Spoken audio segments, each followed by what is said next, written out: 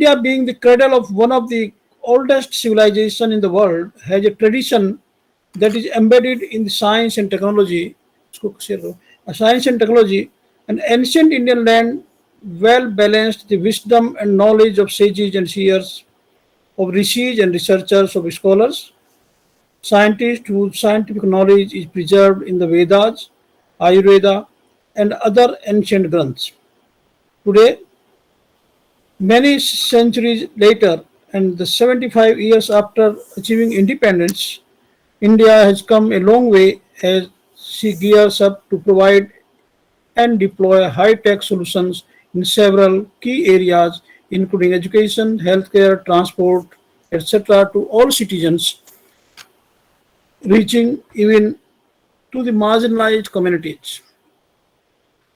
The traveling back in the time along the eventful lane of India's science and technology ecosystem flashes into the minds and eye several milestones that directed our nation to the significant global position that we are today.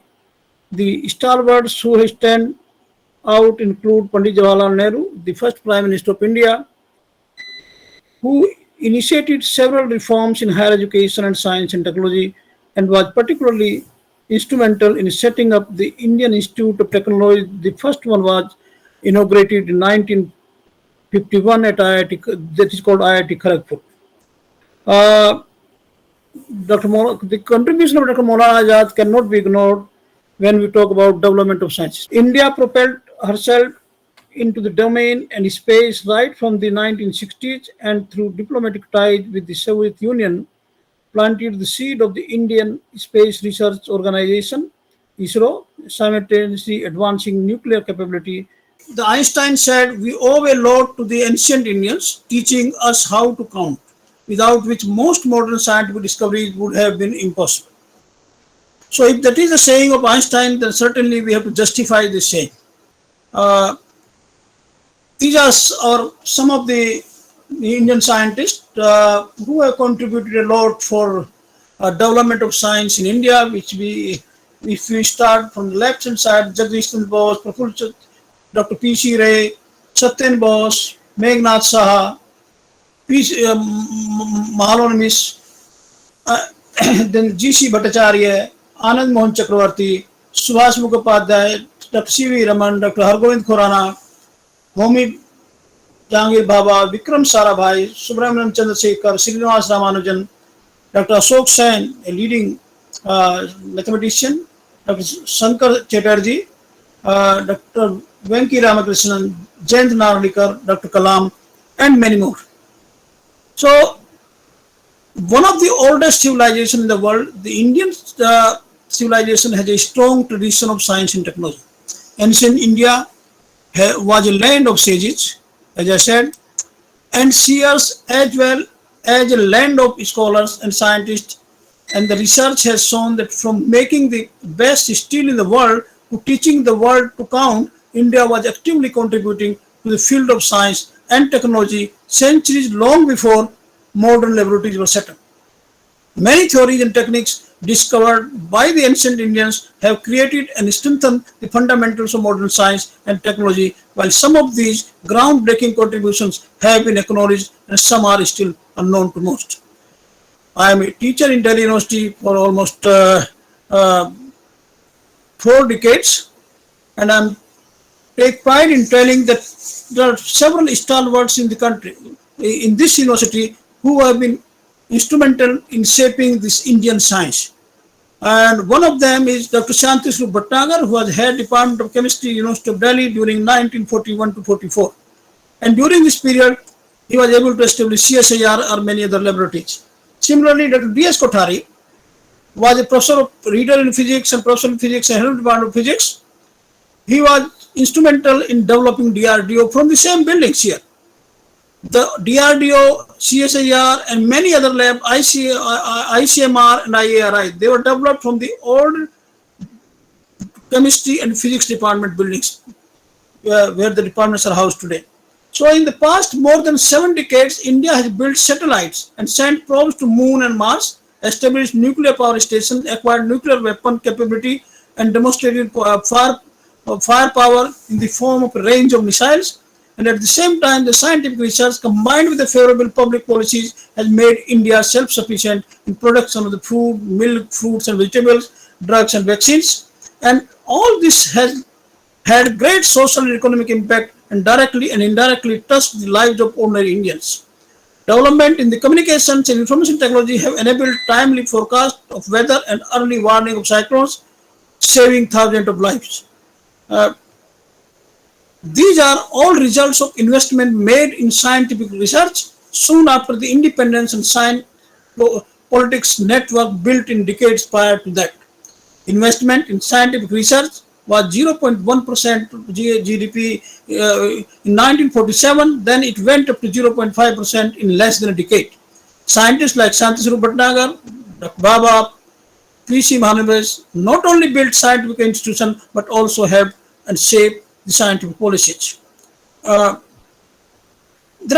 will just mention 16 significant science and technological discoveries that ancient India gave to the world.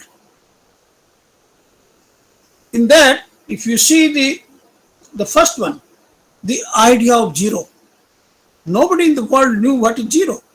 And little needs to be written about the mathematical digit zero, one of the most important inventions of all time. Mathematician Aryabhatta was the first person to create a symbol of zero, and it was through his efforts and mathematical operations like addition and subtraction started using the digit zero. The second, I'll give you, second is the decimal system. The decimal system, India gave the indigenous method of expressing all numbers by means of the 10 symbols. The decimal system, due to the simplicity of the decimal notation, which facilitated calculation, and this system made the usage of arithmetic and practical inventions much faster and easier.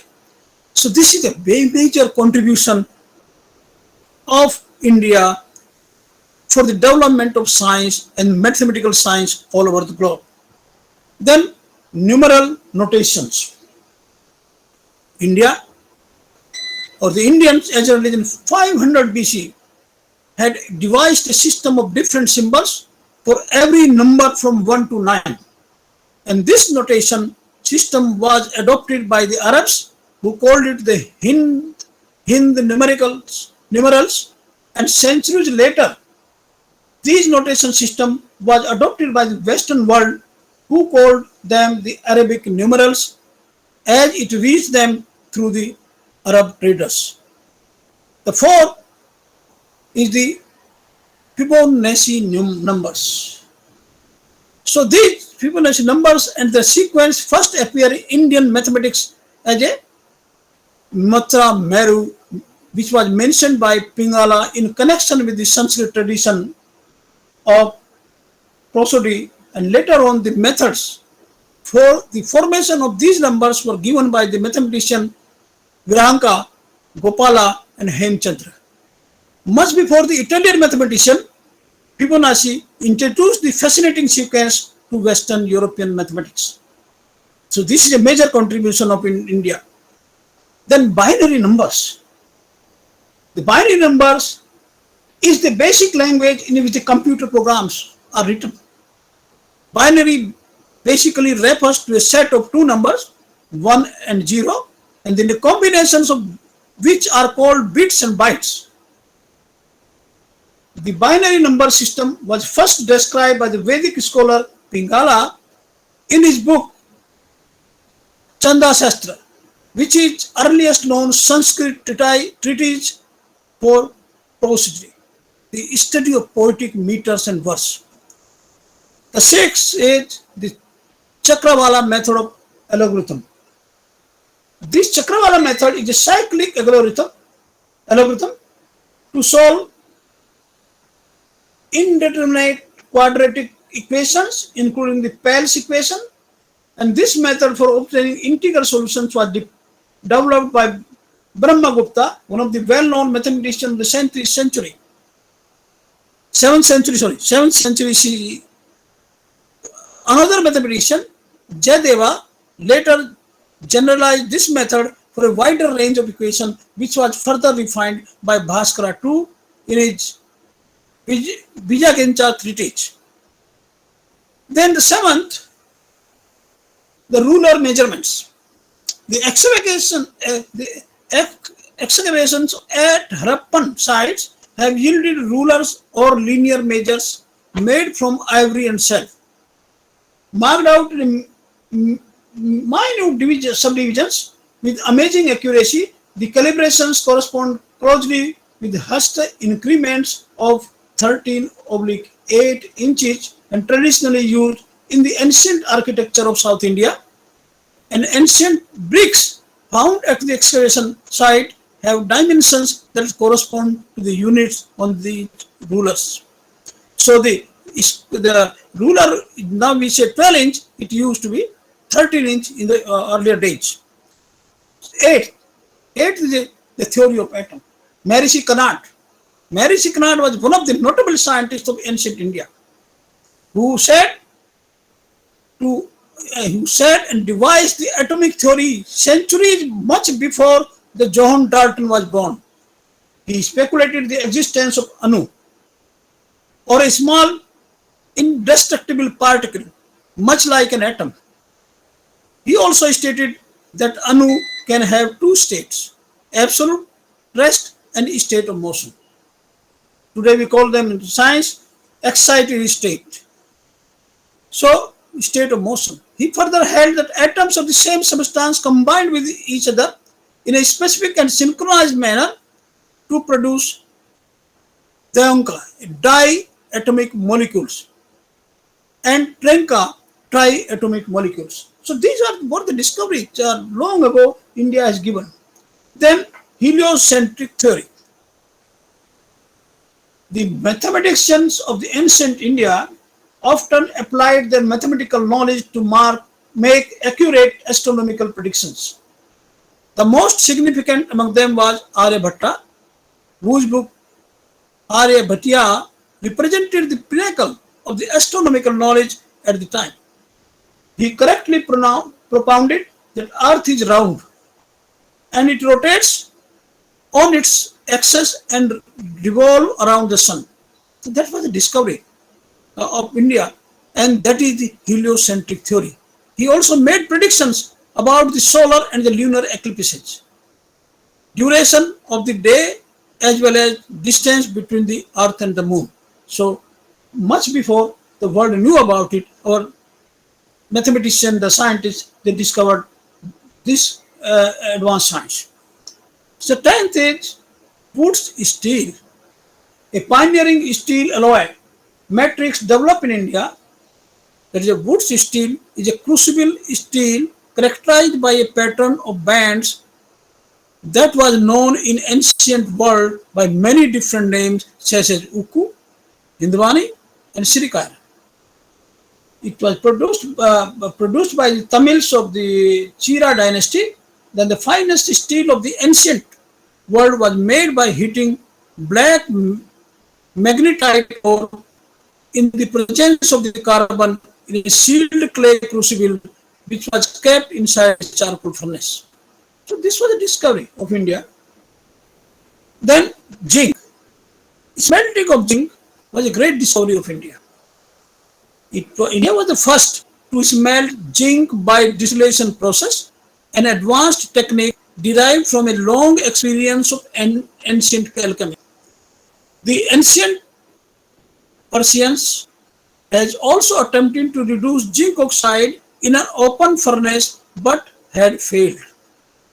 Jawar in the Tiri Valley in Rajasthan is the world's first known ancient zinc smelting site.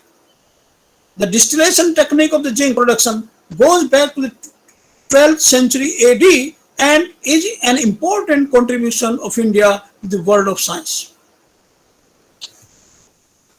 The 12th, I say, seamless metal globe.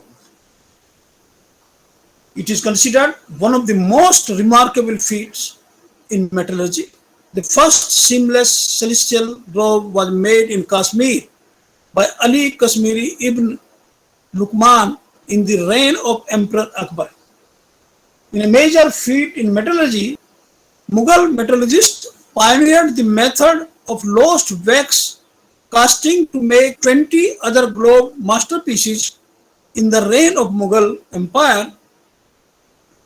Before these globes were rediscovered in 1980s, the modern metallurgists believed that it was technically impossible to produce metal globes without any seams, even with modern technology. So that was the technology. There was no seam in the globe.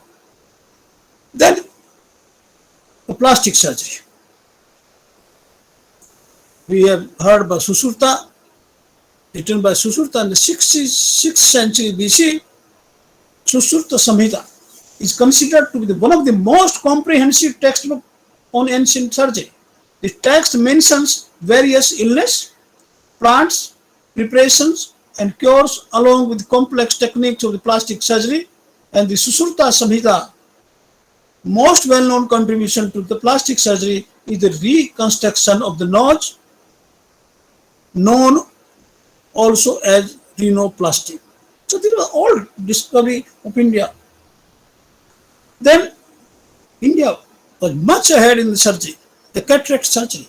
The first cataract surgery is said to have been performed by the ancient Indian physician Susurta way back in 6th century BC.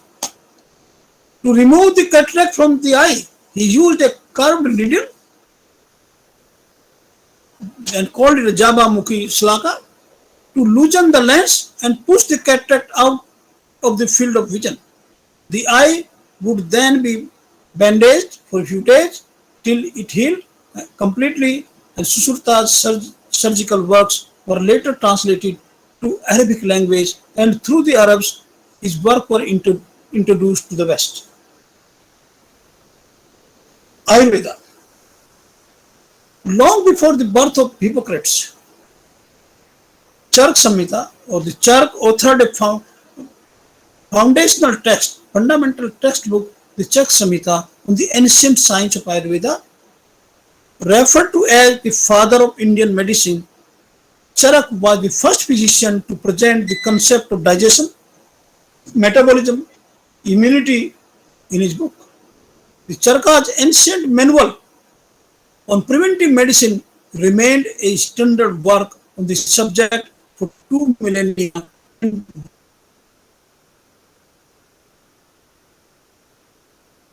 Was translated into many foreign languages, including Arabic and Latin. 16th and the last, there are so many other discoveries, 16th and last, which is comparatively very recent. The first iron case rocket was developed in 1780s by Tipu Sultan of Mysore, who successfully used these rockets against the larger forces of the British East India Company during the Anglo-Mysore Wars. He crafted long iron tubes, filled them with gunpowder, and fastened them to bamboo poles to create the predecessor of the modern rocket. With a range of about 2 kilometers, these rockets were the best in the world at that time and caused as much fear and confusion as damage. So this is 16 discoveries, I said, which India made much before the science in Western countries developed. Then we had few scientists who got Nobel Prize. They made a larger contribution. And incidentally, let me coming back. Because the British India was Pakistan and India together, and some of the institutions like Government College Lahore, which is now it was made a university in 2002, but it was a college. So at least I know half a dozen people who are the great scientists this college has given. Hargobind Khurana, Abdul Salam, Chandrasekhar, those they have been recognized. Some unsung heroes like Guru Bakht Singh, Sukhdev, they all came from the same college. So Indian science was developed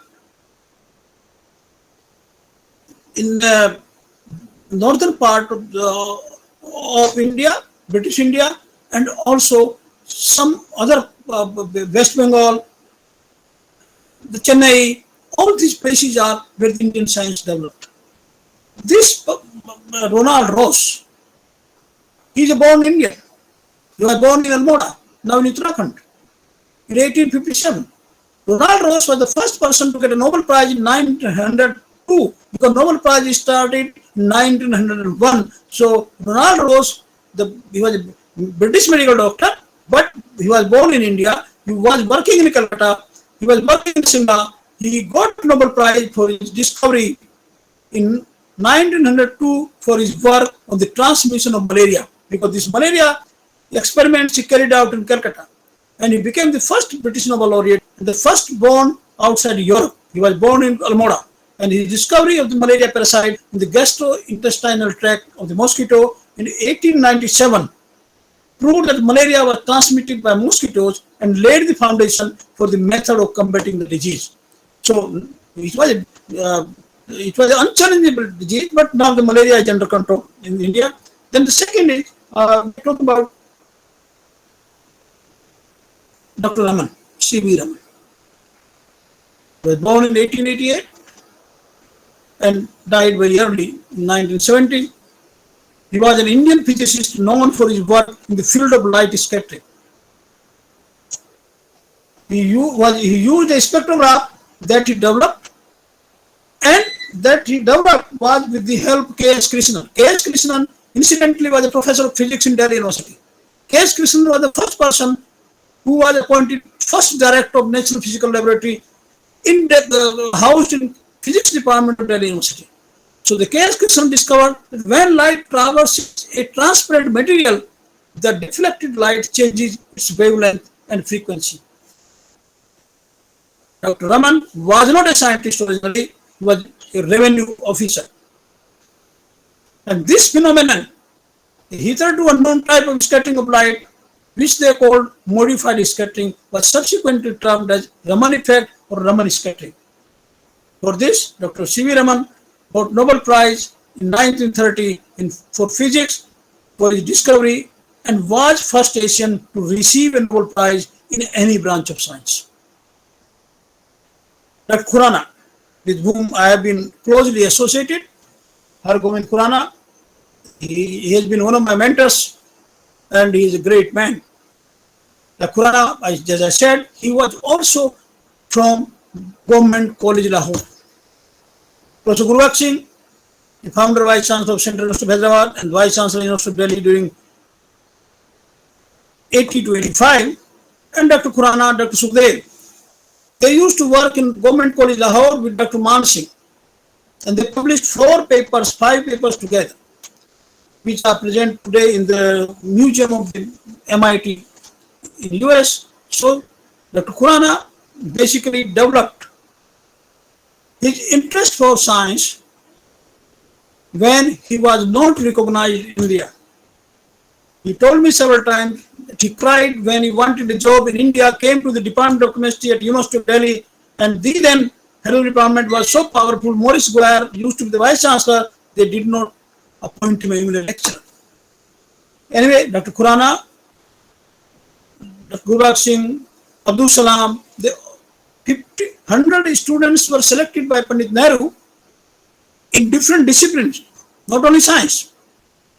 A.R. Kidwai, who was the UPSC chairman for 12 years and governor for 18 years, they all were together. They were sent by ship to study in UK and USA.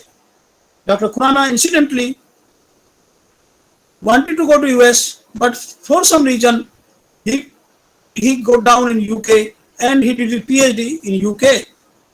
And Professor Gurubaksh Singh and Dr. Kidwai and other people, they went to do their PhD in US. Dr. Kidwai did his PhD from Cornell Medical College. Professor Gurubaksh Singh did his PhD from Harvard University. So these were the people in those days who laid the foundation of the science in this country or around the world. So Dr. Khurana was, he shared the 1968 Nobel Prize for Physiology Medicine when he was a professor at the University of Wisconsin. Before that, he worked in Canada. He was a postdoctoral fellow at the University of Cambridge. He went to Switzerland, where he got married while he was there. So his basic work was nucleotide and nucleic acid, which carry the genetic code of the cell and control the cells, synthesis of the proteins. And Khurana and Nuremberg were also awarded the Lucia Gross Horwitz Prize from the Columbia University in the same year. This is Dr. Khurana, who visited our institute, Ambedkar Center for Biomedical Research, sometime in 2001. So this is a great discovery of Dr. Khurana, which inspired the younger generation of India. Dr. Subramaniam Chandrasekhar was also a student of Government College Lahore. He was an Indian American astrophysicist. He was a nephew of Dr. C.V. Raman. He spent his professional life in US, but he started his career from the same college where Dr. Khurana, Abdul Salam, Gulbakh Singh, they started. He was awarded the 1983 Nobel Prize for Physics with William A. Fowler for theoretical studies of the physical processes of importance to the structure and evolution of the stars. His mathematical treatment of the stellar evolution yielded many of the current theoretical models of the later evolutionary stages of massive stars and black holes. So this theory of black holes, basically, it was Chandrasekhar who started, and later on the other scientists in UK have taken over that theory. And the Chandrasekhar limit is named after him. It's a phenomenon, the Chandrasekhar limit. Another friend who is very active scientist in today, Venki Ramakrishnan. Venki basically started his career at Memphis University, Baroda. So Venki, due to some, as we Indians, try to harass people who are creative, who can think out of box. So as he was harassed, and he left this country. And I'm really lucky to have close relationship and association with him. And Venki is an Indian born. He was born in India, studied at Memphis University, Baroda, and he's a British American because he has a British passport and American passport. He is a structural biologist who shared the 2009 Nobel Prize in Chemistry with Thomas Sage and Ada Yona.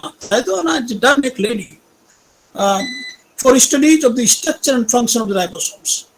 And since 1999, he has worked as a group leader at Medical Research Council, Laboratory of the Molecular Biology in Cambridge University, UK. And is a fellow of the Trinity College, Cambridge. And Venki was the president of the Royal Society, UK from 2015 to 2020. So these are the Indian scientists who are contributing. So if you see this, we were together 2 years ago in a meeting in Japan. So this is a picture I'm sharing with you. So there are some leaders. Unfortunately, some of them are no more. But like I was talking about Dr. Bhatnagar. Dr. Bhatnagar was head Department of Chemistry during 1941 to 43. And during this period, Dr. Bhatnagar persuaded the government to set up an industrial research utilization committee for translating results into application. If somebody tried to approach the government today, probably the vice chancellor will punish him. The government then agreed to make a separate fund out of the royalties received from industry for further investment into the industrial research, and the constitution of the Council of Scientific Research as an autonomous body was prepared under the leadership of Sir Arcot Ramaswamy Mudaliar and Dr. Bhatnagar, while he was working as the head Department of Chemistry at University of Delhi. The CSIR came into operation on 26 September 1942 from a laboratory which is now part of the Department of Chemistry at University of Delhi. The BSIR and IRUC were incorporated into the advisory bodies of the governing body of CSIR, and in 1943, the governing body of CSIR approved the proposal of Dr. Bhatnagar to establish few more laboratories. And which were those laboratories? National Physical Laboratory, which was established, as I told you, under the leadership of K.S. Krishnan in the Department of Physics at the University of Delhi, and also the National Chemical Laboratory in the Department of Chemistry at the University of Delhi. The Fuel Research Station, the Glass and Ceramic Research Institute, Calcutta, and National Metallurgical Laboratory. So these were the initial steps Dr. Bhatnagar started development of science from Delhi University campus. Then Homi Bhabha. Homi Bhabha played an important role in the quantum theory. He was the first person to become the chairman of the Atomic Energy Commission. Having started his scientific career in the nuclear physics from Great Britain, Bhabha returned to India and played a key role in convincing the Congress Party senior leaders, including Pandit Nehru, to start the ambitious nuclear program. And Bhabha is generally acknowledged as the father of Indian nuclear power. But few people know that he was absolutely against India manufacturing atomic bombs, even if the country had enough resources to do so. So instead, he suggested that the production of an atomic reactor should be used to lessen India's misery and poverty. So that was the contribution of Bhabha. Then there is a great scientist, again, engineer basically, Sir Visvesvaraya. Visvesvaraya was a notable Indian engineer. He was a scholar, statesman, and the Diwan of the Mysore during 1912 to 1918. He was a recipient of India's Republic's highest honor, Bharat Ratna. And Dr. Visvesvaraya suggested that India try to be at par with the industrialized nations, as he believed that India can become developed through the industries. He has the credit of inventing automatic sluice gates and block irrigation system in canal, which are still considered to be marvels in engineering. So we celebrate 15th September as Engineers Day in his memory. And since the river beds were costly, he came up with an efficient way of filtering water through collector wells in 1895, which was rarely seen anywhere in the world. We had Venki Radhakrishnan. Unfortunately, he passed away in 2011. So Venkat Raman Radhakrishnan was globally renowned space scientist and a member of the Royal Swedish Academy of Sciences. He was an internationally acclaimed astrophysicist and also known for his design and fabrication of ultralight aircraft and sailboats. His observations and theoretical insights helped the community in unraveling many mysteries surrounding pulsars, interstellar clouds, galaxy structures, and various other celestial bodies. We had a no-name Satyendranath Bose. Satyendranath Bose was basically a physicist who specialized in quantum mechanics. He is, of course, the most remembered for his role played in the class of the particles, boson, which is a major project of the world today, boson. 135 countries are participating in this joint project, boson, and it was named after him, boson, by Paul Dirac to commemorate his work in this field. And Bose, Satyendranath Bose, adapted a lecture at the University of Dhaka on the theory of radiation and ultraviolet catastrophe into this short article called Planck Law and Hypothesis of Light Quanta. And he sent it to Einstein to have his suggestions and ideas. The Einsteins agreed with him and translated Satyendranath Bose's paper himself in English in 1924, and this formed the basis of the Bose-Einstein statistics. In 1937, Rabindranath Tagore dedicated his only book on science, that is a Vish Paraki, to S.N. Bose, and the government of India awarded him the second highest award, this Padma Bhushan in 1954. So then, we see another scientist, a great scientist, Meghnad Shah. He comes from Bangladesh now, the eastern part of the West Bengal. So Meghnad Shah, based on work concerned the thermal ionization of elements, and it led him to formulate what is known as Saha equation. And this equation is one of the basic tools for interpretation of the spectra of a star in astrophysics.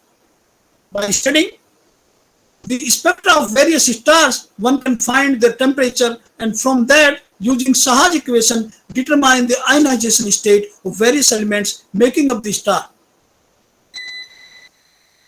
He also invented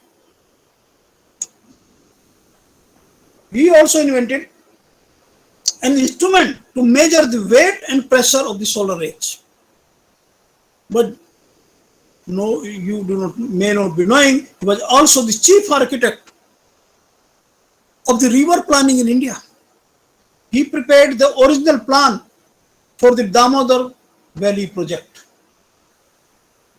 Incidentally, Dr. Meghnad Saha comes from a very poor family, and the so-called downtrodden families of West Bengal or East Bengal in those days. If you see his biography, how he grew up, he used to work when he was studying. His father was not able to support his studies. Then our next hero is Ramanujan, Srinivasa Ramanujan. He was an Indian mathematician and autodidact. Nobody taught him. He learned himself. Without any formal training in pure mathematics, he made extraordinary contribution to mathematical analysis. Number theory, infinite series, and continued fractions. At the age of 11, he had exhausted the mathematical knowledge of 2 college students who were loggers at his home. He was later lent a book on advanced trigonometry, which was written by S.L. Loney, and he completely mastered this book by the age of 13 and discovered sophisticated theorems on his own. We do not know, we didn't know before that he faced a lot of health problems while living in England and due to scarcity of vegetarian food. So Ramanujan returned to his home state Tamil Nadu, and his contributions are so well known that we celebrate 22nd December as Ramanujan's birthday, and this is also called IIT Day. We memorize both man and his achievement. This is the contribution of Ramanujan. There is a physicist. This man is a physicist, is a biologist, is a chemist, is a botanist, archaeologist. Satish Chandra Bose. Again, comes from Bengal presidency, like others. He was a man of many talents. He was a polymathematician, he was a physicist, he was a biologist, he was a botanist, he was an archaeologist. And he pioneered the study of radio and microwave optics.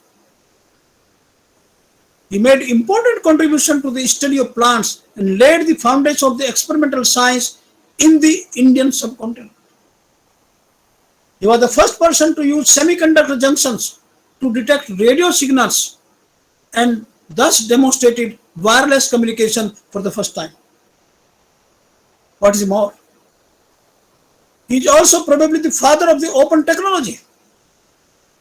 He made his invention and work freely available for others to further develop.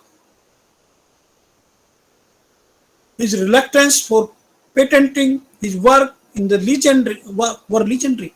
Another of his well-known invention is the crystallograph, through which he measured plant response to various stimuli, and he gave the hypothesis that plant also can feel pain and understand the affection. This is a great philosophy.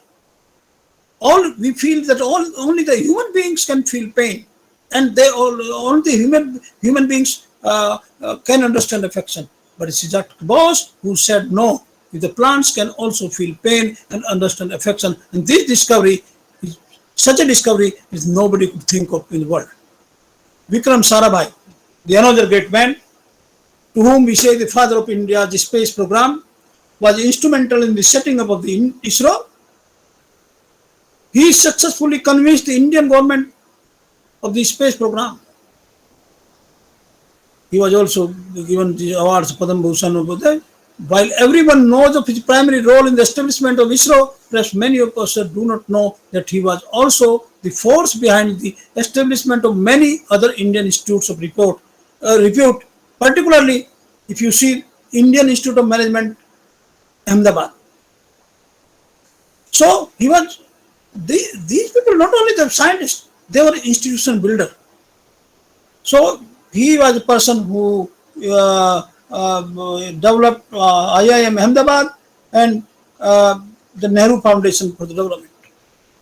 Daulat Singh Kothari, as I said, Daulat Singh Kothari was a great teacher of physics. I had very close affiliation with Dr. Kothari. He used to live on campus. His son was Lakshman Kothari, was a professor of physics who retired a few years ago. So Dr. Kothari was an outstanding physicist and educationist. He worked as a reader, professor, head of the department of physics at Delhi University. And he is the architect of defense science in India. He was the founder of most of the DRDO labs in India. And Dr. Kothari played a crucial role in setting up UGC and NCRT. He was a scientific advisor of Minister of Defense from 1948 to 61. And thereafter in 61, he was appointed the chairman of University Grants Commission and very continuous for 12 years until 1973. Dr. Kothari was chairman of the Kothari Commission, Education Commission, during 64-66. That is called Kothari Commission, and that was the first ad hoc commission set up in India for the modernization and externalization of education in India. So these were the people. Their contribution cannot be forgotten in development of Indian science. If you talk about botany, we have a Birbal Sahni Institute in Lucknow. Who was Birbal Sahni? He was an Indian paleobotanist who studied the fossils of the Indian subcontinent. He was also a geologist who took an interest in archaeology, and his greatest contribution lie in the study of the plants of India in the present as well as the historical context. He was also elected Fellow of the Royal Society in 1936, and the highest British scientific honor, which was awarded for the first time to any botanist, and he was a founder of the Paleo Botanical Society, which established the Institute of Paleobotany on 10 September 1946, and which was initially established in the Department of Botany of University of Lucknow. So the universities have played a very important role in development of Indian science and science for the global science. We had another scientist was born in Bombay, Salim Ali. Salim was an ornithologist and naturalist. He was among the first Indians to conduct systematic bird survey across India, and his bird book helped develop ornithology in the subcontinent. We call him a birdman of India. And he was the key figure behind the Bombay Natural History Society after 1947, and he used his personal influence to garner government to support the organization, and he was awarded the Padma Vibhushan. That's a common thing. Dr. Kalam, with whom I have been associated very closely, and I wrote his biography before he took oath as a President of India. Dr. Kalam, an Indian scientist, initially, in fact, I wrote in my book that, and I told Dr. Kalam, you are a technocrat, not a scientist.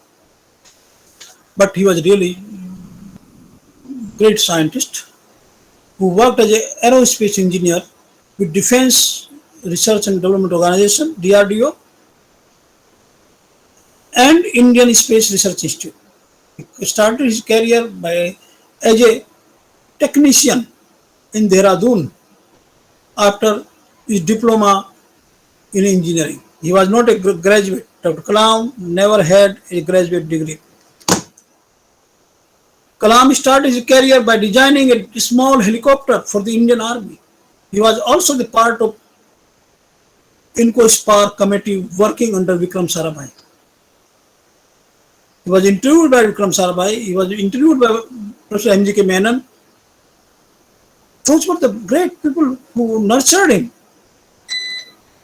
So he was a renowned space scientist, and in 1969 he was transferred to the ISRO, where he was the project director of India's first indigenous satellite launch vehicle, SLV-3, which successfully deployed the Rohini satellite in near Earth's orbit in July 1980. He also served as the 11th president, as we all know, and he always claimed, until he died, he advocated plans to develop India into a developed nation by 2020, and he has received all awards or recognitions of the government of India. This is one of the memories we have. Dr. Kalam, Professor G.P. Talwar, they all came to Jhansi during a convocation in 2003, I believe, and I kept writing about him, which I have not published yet, after his biography, which I published before he took over as President of India. Then we have another scientist, Shashi Kumar Madhusudan Chitre. Madhusudan was instrumental in setting up the Center for Excellence in Basic Sciences, for which he was an academic chairperson until his death. He received numerous honors during his vast career. He was a fellow of the Third World Academy of Sciences, Royal Astronomical Society, and all three Indian science academies. He also served as the president of the Astronomical Society of India. He was also awarded Padma Bhushan.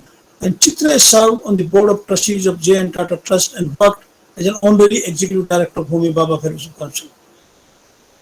He unfortunately passed away in January 2021. Dr. Narasimhan, Roda Narasimhan, I had my personal affiliation and connections with Dr. Narasimhan. He was a great scientist, a great person. He was at University of Bangalore and he was director of the CSIR National Aerospace Laboratories, NAL, on deputation from 84 to 93 for almost 9 years. And he was instrumental in setting up a parallel computing system which was not conceived hitherto to solve several computational problems. He also offered critical support to ISRO, particularly in investigating failure of certain launch vehicles, which greatly helped in their rectification later. He was also a member of Indian Space Commission, and he was also awarded Padma Bhushan, that is second in 2013. We have several female scientists, and one of them, Dr. V. Shanta. Dr. V. Shanta was an Indian oncologist. She was a cancer specialist. She was well known for her efforts in making cancer treatment affordable, and she was the chairperson of the Adyar Cancer Institute in Chennai, which I have seen personally. There's a great institute. And she was holding several positions, including that of the director during 80 to 97. She has also contributed her efforts as a member of many National Entrance Committee. And Dr. Shanta was elected as a fellow of the National Academy of Medical Sciences, and she has received several accolades in recognition of her work, including Megase Award and Padma Bhushan. So she was a great cancer specialist. We had a Kharak Singh Waldia. Dr. Kharak Singh, very simple man. And I remember when he started Wadia Institute at Delhi University campus. Dr. Kharak Singh was instrumental in the establishment of several key geological institutions in India, notably Wadia Institute of Himalayan Geology, Central Himalayan Environmental Association, Nainital, G.B. Pant Institute of Himalayan Environment and Development, Almora, and Geology Department at Kumaon University. He was elected as a fellow of all the academies and the Third World Academy of Science, and Geological Society of India, Geological Society of America, Nepal, and so many other recognitions he got.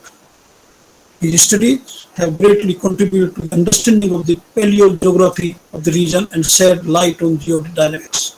Unfortunately, he passed away in September 2020. We have M.S. Narasimhan. Dr. M.S. Narasimhan played a key role in the development of mathematics in India. He was the first chairman of the National Board of Higher Mathematics. He was elected a fellow of the Royal Society, FRS.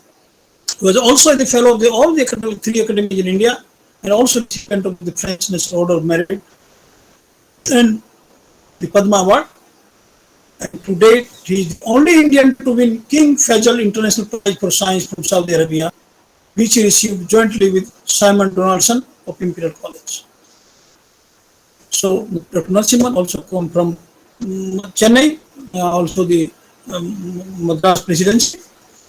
Then we have another scientist and administrator to whom I pay my tribute, Dr. M. Anand Krishnan. Dr. M. Anand Krishnan was basically an engineer, educationist and science administrator. He was the chairperson of IIT Kanpur and former vice chancellor of Anna University. He also served as an advisor to the government of Tamil Nadu on information technology and e-governance. And he was, I believe, he was the first vice chairman of Tamil Nadu Council of Higher Education. He received several awards. So Dr. Anand Krishnan, not only in science, but contributed a lot for the scientific administration and universities in India. He was also conferred the commander of the National Order of Scientific Merit by the government of Brazil in 1996. Dr. Anand Krishnan was also elected as a fellow of the National Academy of Science, India, and Institution of Engineers and Indian Society of Technical Education. So these were some of the great persons who contributed for the development of science in India. Now we have another one. We have Sri Kumar Banerjee. Sri Kumar Banerjee also passed away in May 2021, and I would like to put on record that Sri Kumar was the former chairperson of Atomic Energy Commission of India and the former secretary of Atomic Energy. He was well known as a metallurgistic engineer by training. He also served as chairman of the board of governors of IIT Kharagpur for 3 years and elected as a fellow of all the academies in India. He received numerous recognition for his work and contribution to services, and he was awarded Bhatnagar Award and so on and so forth. So these are some of the scientists we lost before COVID and during COVID. I have another scientist, Nandi Vada Ratnasri.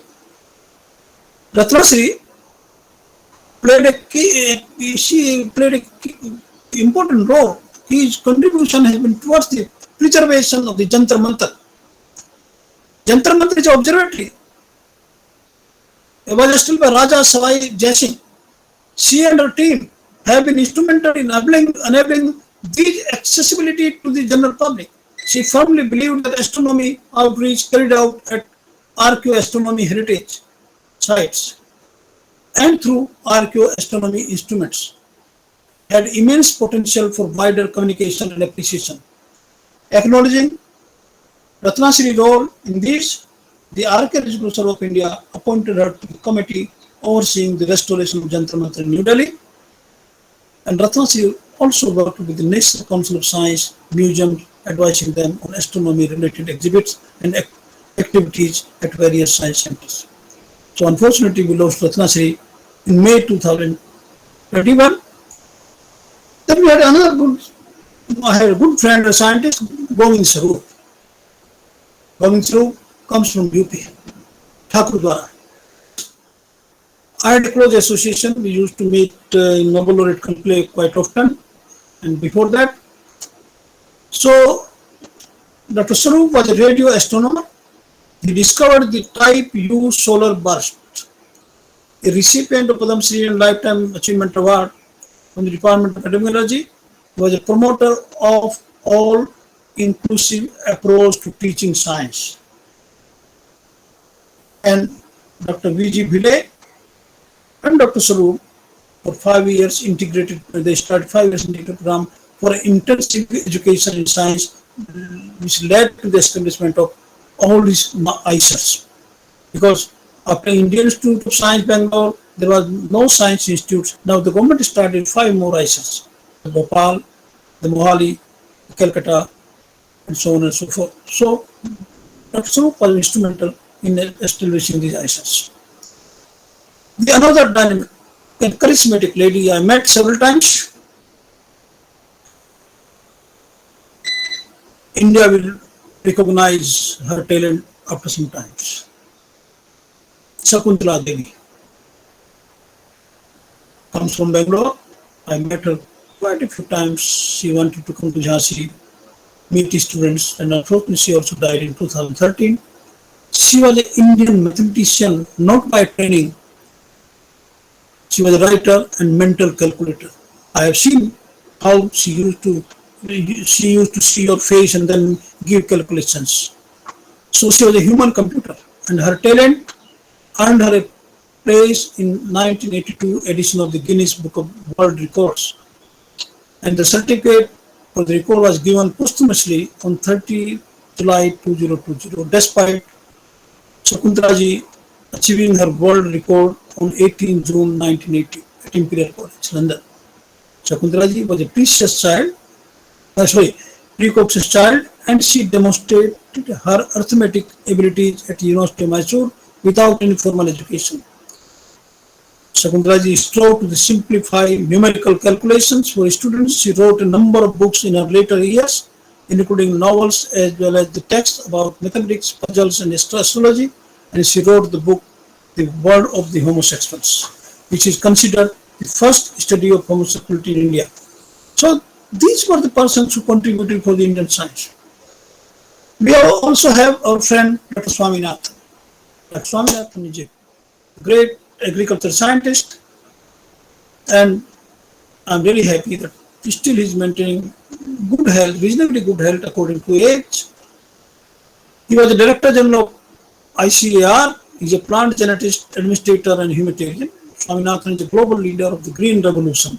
He has been called the main architect of Green Revolution in India for his leadership and role in introducing and further developing high-yielding varieties of wheat and rice. And the Swaminathan's collaborative scientific efforts with Norman Borlaug, spearheading a mass movement with farmers and other scientists and backed by public policies, he saved India and Pakistan from certain famine-like conditions in 1960s. His leadership as a Director General of Rice Research Institute, which I visited in the Philippines, was instrumental. He was instrumental in it being awarded the first World Food Prize in 1987, which is equivalent to the Nobel Prize of the highest honors in the field of agricultural science. The United Nations Environment Program has called him the father of economic ecology. We are really proud of him. He is still contributing to the development of science in this country, despite that he is today 97 years old. We have another friend, inventor, Pran Talwar, Professor G.P. Talwar. See him. He still is. This picture was taken about a year ago in his lab. We had a birthday. We celebrated his birthday. The Swaminathan and Dr. Talwar, they belong to the same age. In August, we celebrated his birthday. So Professor G.P. Talwar was a professor of biochemistry at All India Institute of Medical Sciences, and he took a project from WHO. And in those days, immunology was not at all developed in India or in Asia. So Professor Talwar, that project led him to develop National Institute of Immunology. In 83 to 91, he was the founding director. I have seen him working in the lab even today. This is the lab at his residence, where he is standing now. Dr. Talwar basically is a chemical engineer. He developed immunotherapeutic vaccine for leprosy. The vaccine is also showing efficacy as an immunotherapeutic adjunct to chemotherapy in tuberculosis and cancers. The vaccine is marketed as a Immuvac by Messrs. Cadila Pharma. He also pioneered research on immunological approaches to the contraception and invented the first birth control vaccine in the world, whose safety and efficacy has been tested. He has over 500 publications to his credit in reputed journals and authored, edited 10 books and monographs. He was the founding director of NII, as I said.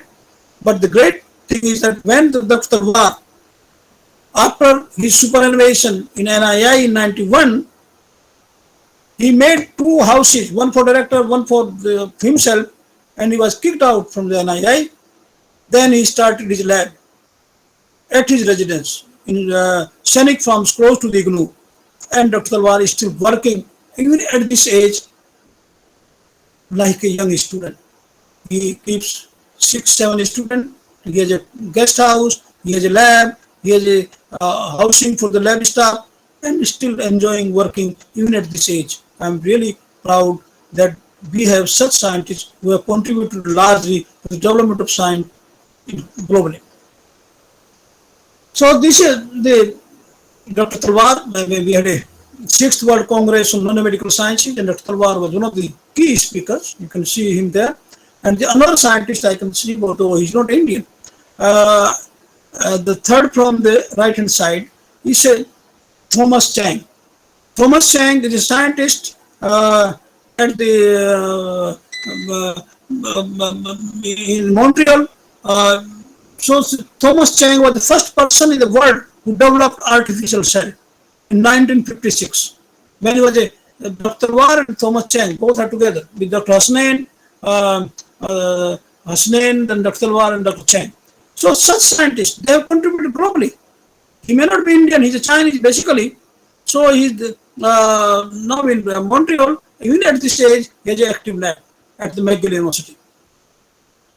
Then there are, I'll just briefly conclude, there are 7 defining contributions of Indian science and technology after independence. I'll just briefly take few minutes. So in that, as I said, Dr. Swaminathan was responsible for the Green Revolution. Dr. Swaminathan, William Gord, and Norman Bloch are the fathers of the Green Revolution, as the term was given by them, whereas the father of the Green Revolution in India is the famous genetist Dr. M.S. Swaminathan, about whom I just told you. Then there is the White Revolution. The White Revolution was initiated by the government of India to make India a self-dependent nation in the milk production, and Varghese Kurian, the chairman and founder of the Amul, was the father of the White Revolution in India. Then we have a satellite communication revolution. When Vikram Sarabhai, as chairman of the Indian National Committee for Space Research, in mid-1960s envisioned the use of satellite technology for communication, remote sensing, and weather prediction, few people believed him because India then did not possess any capability in building a rocket or a satellite. He wanted India to use space technology for education, health, and rural development. Drugs and vaccines manufacturing. India played a vital role in developing vaccine for the COVID-19. But even before that, in order to break the hold of the multinational corporations, the central government established Hindustan Antibiotics Limited in 1954, and then Indian Drugs and Pharmaceuticals Limited (IDPL) with Soviet assistance. So we were able to develop drugs and vaccines after independence on our own. Then C-Dot and telecom revolution. During Prime Ministership of Rajiv Gandhi, to whom we call the architect of the digital India, or the father of information technology and telecom revolution in India, it was under his tenure that the Center for Development of Telematics was established in August 1984 to develop state-of-the-art telecommunication technology and meet the needs of the Indian telecommunication network. Then we have IT revolution and railway computerization. It is also in 1984.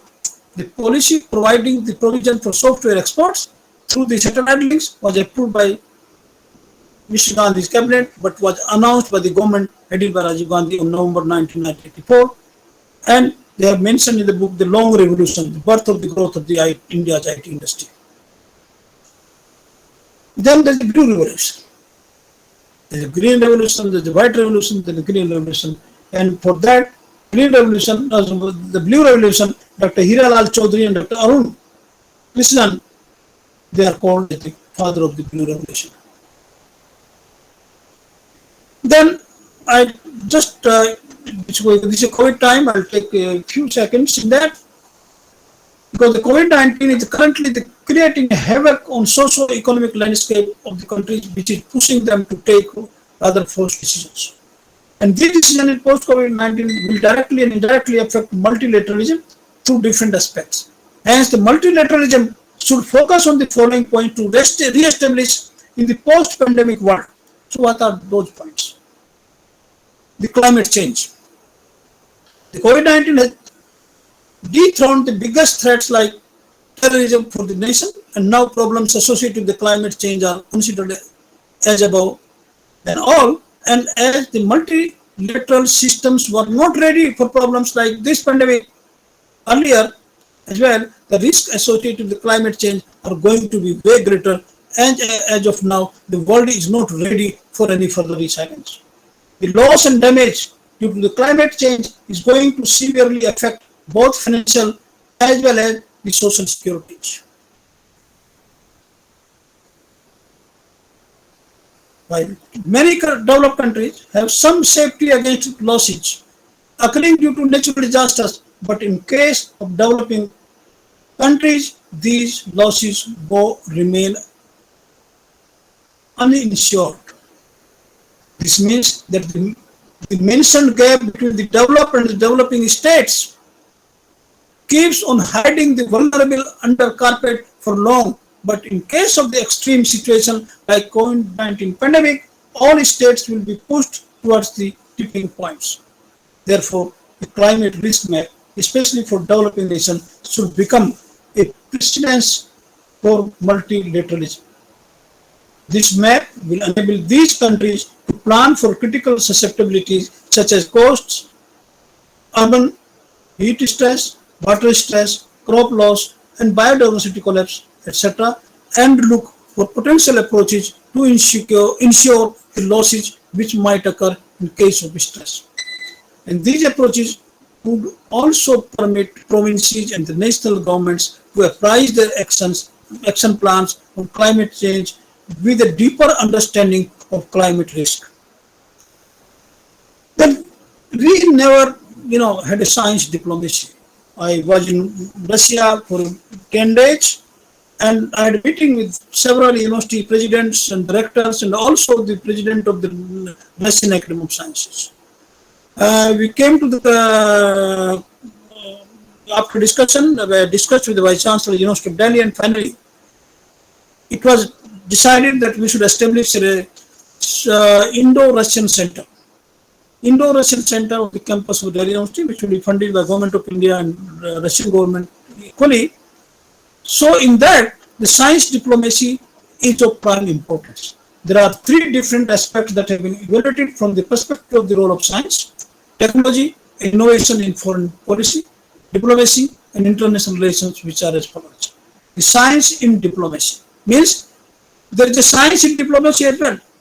So, using science and technology cooperation to improve relation between, using scientific advisory to achieve foreign policy objectives. That's science in diplomacy. Then, science for diplomacy. So, using science and technology cooperation to improve relations between countries, and diplomacy for science. We have to do diplomacy with science. So, convening international scientific cooperation and getting foreign science and technology inputs for indigenous progress. Therefore, considering the above points, integration of science into the global politics should be a primary focus of multilateralism, and this will be helpful for the states in strengthening the relationship between the countries and their research and developmental capabilities. Then social infrastructure. The COVID-19 functioned as an eye-opener for many countries for understanding the limits of their social infrastructure capabilities. And this pandemic challenged healthcare, education, public facilities, as well as the transportation of the states in several different ways. Many emerging as well as the least developing countries were struggling to provide even beds to the COVID-19 patients, while several found it very difficult to manage better digital education services to their students.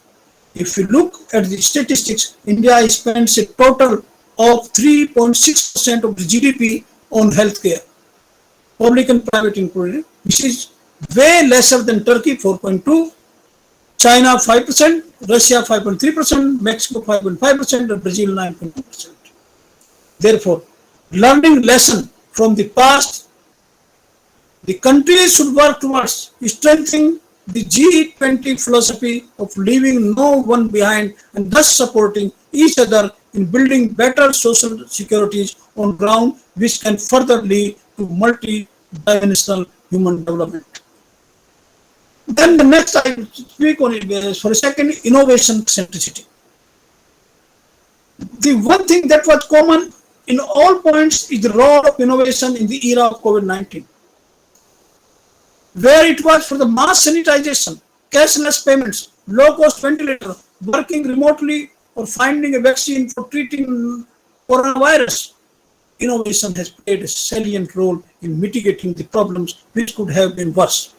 So there is no denying the fact that the world post COVID-19 will be innovation driven. Therefore, there will be huge pressure on the countries to bring socio-economic normalcy to their citizens, and they should not neglect that innovative solutions will be a way out. Will be a way out from stress caused by the COVID-19.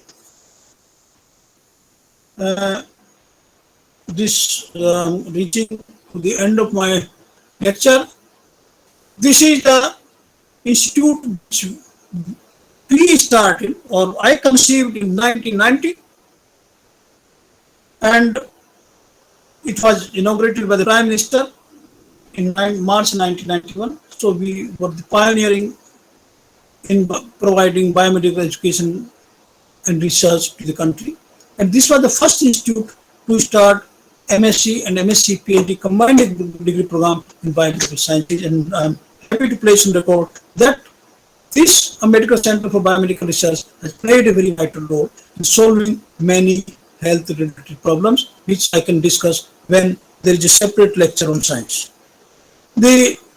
As I said, the Delhi University is also in the process of establishing Institute of Nanomedical Sciences, which is the need of the hour. We have recently signed the MOU with Sechinova University, which is the largest medical university of the world, having 18,000 medical students, and also with the Russian Academy of Sciences. Its president, Alexander Sergey. I met him in Moscow, and we signed an MOU. And the other upper picture also showing the MOU I signed with Sechinova University in the field of nanomedical science. And on the right-hand side, the lady is the rector of the university. So these are the steps we have to take to develop science, and keeping in view what is the need of the hour. So these are the, I could give you in brief, what is our contribution for the development of the global science, how our scientists played important role after 1947, and how we have to proceed further for developing science at a global level. Thank you very much.